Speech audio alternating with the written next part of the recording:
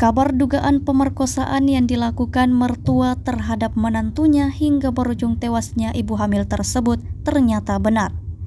Hoiri alias Satir mencoba memperkosa menantunya Fitriah Almuniroh Hafidloh Diniyah karena tak bisa menahan nafsunya. Dalam konferensi pers di Polres Pasuruan, Kasat Reskrim Kompol Hari menjelaskan kejadian itu bermula saat korban selesai mandi. Korban lalu berbaring di kasur. Saat itulah Satir gelap mata dan mencoba melakukan ruda paksa terhadap Fitriah sang menantu. Tersangka mencoba merengkuh tubuh dan mencium, namun korban berteriak minta tolong. Hal itulah yang membuat tersangka panik dan langsung mengambil pisau di dapur. Kemudian ia kembali menindih tubuh korban lalu menggorok leher korban dengan pisau dapur. Kompol Hari juga mengungkap bahwa korban meninggal dunia bersama sang janin yang masih berusia 6 bulan.